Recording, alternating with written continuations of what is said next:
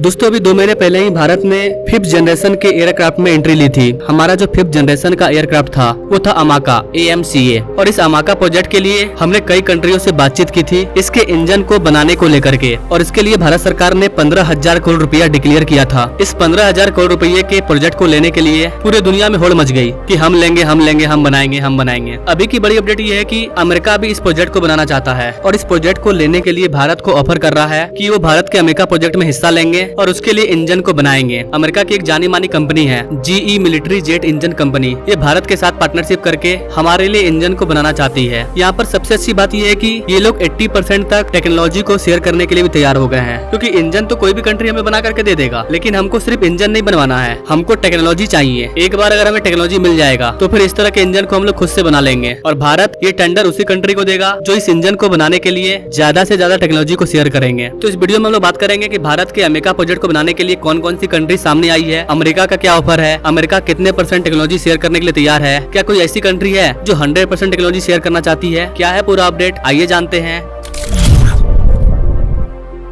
तो आज से 1 साल पहले 4 जून का दिन आपको याद होगा, हमारे प्राइम मिनिस्टर मोदी अमेरिका पहुंचे थे और वहां पर उन्होंने अमेरिका के साथ कई चीजों को लेकर के बातचीत की थी। एलोन मस्क से भी मिले थे। उसी दौरान अमेरिका ने भारत के साथ जेट इंजन की टेक्नोलॉजी शेयर करने की बात कही थी। ये जून 2023 था जब प्राइम मिनिस्टर मोदी अमेरिका में थे और अभी कुछ ही दिन बाद जून 2024 आने वाला है, जिस दिन भारत के इलेक्शन का रिजल्ट आने वाला है। तो काफी अच्छा मूवमेंट है कि अमेरिका ठीक 1 साल बाद इस टेक्नोलॉजी को भारत के साथ शेयर करने के लिए तैयार हो गया है। उस टाइम भारतीय कंपनी हेल और अमेरिका की जानी मानी कंपनी GE मेगा के साथ बातचीत चल रही थी। उस टाइम GE ने भारत को बहुत बड़ा ऑफर दिया था कि GE का जो F414 इंजन है उसको आपके साथ मिलकर के हम लोग बनाएंगे और उसके टेक्नोलॉजी को भी शेयर करेंगे। इस इंजन का यूज भारत तेजस मार्क 2 में करेगा और जो हमारा आमका प्रोजेक्ट है उसमें भी हम लोग इसी वाले इंजन का यूज करने वाले हैं। इस इंजन की खास बात यह है कि ये 98 किलो टन के थ्रस्ट को जनरेट करती है। तेजस MK2 के लिए हमें इस इंजन की जरूरत थी और आमका के लिए 110 किलो न्यूटन थ्रस्ट वाले इंजन की जरूरत थी, और इन दोनों इंजन को अमेरिका भारत के साथ मिलकर के बनाने के लिए तैयार हो गया था। तो आज से 1 साल पहले सिर्फ इसकी चर्चा हुई थी, डील कंफर्म नहीं हुआ था। अमेरिका की GE कंपनी का कहना है कि इसी डील के तहत हम लोग 80% टेक्नोलॉजी को शेयर करने के लिए तैयार हैं। इन्होंने कहा है कि हम लोग DRDO के साथ मिलकर के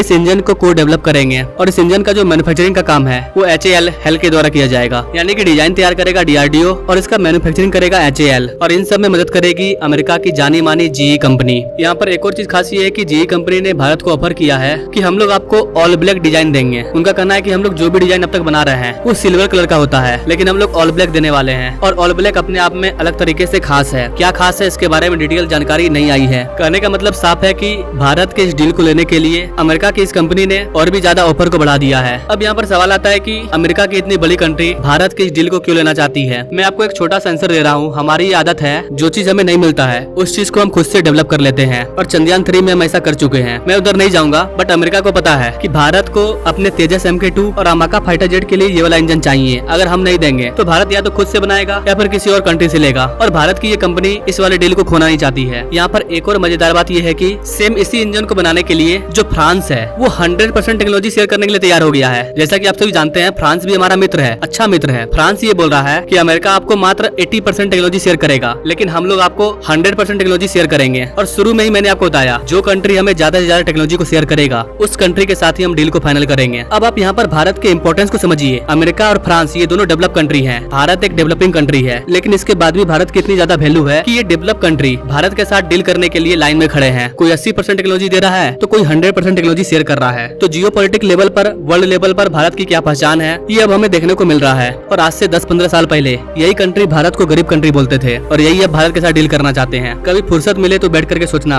आखिर ऐसा क्यों। Now finally come to the point, America भी टेक्नोलॉजी शेयर करने के लिए तैयार है, फ्रांस भी टेक्नोलॉजी शेयर करने के लिए तैयार है। फ्रांस को देखते हुए अमेरिका ने अपने ऑफर को और ज्यादा बढ़ा दिया है, लेकिन अभी भी वो 100% टेक्नोलॉजी को शेयर नहीं कर रहे हैं। तो ऐसे केस में मैं आपकी राय जानना चाहता हूँ कि आपको क्या लगता है भारत को किसके साथ डील करना चाहिए, फ्रांस के साथ या फिर अमेरिका के साथ। कौन हमारे लिए ज्यादा इंपॉर्टेंट है, कौन हमें एक फ्यूचर में धोखा नहीं देगा। क्या सोचते हैं गाइस आप इन सारी चीजों के बारे में कमेंट जरूर कीजिएगा, और जो फाइनल डिसीजन होगा वो तो भारत के द्वारा ही देखने को मिलेगा कि हम किसके साथ डील करते हैं। जैसे इस पर बड़ी अपडेट आती है कि भारत ने पार्टिकुलर कंट्री के साथ डील को फाइनल कर लिया है तो उस पर मैं अलग से सेपरेट वीडियो ला दूंगा। नो थैंक्स फॉर वॉचिंग, मिलते हैं अगले वीडियो में एक नई जानकारी के साथ। तब तक के लिए जय हिंद।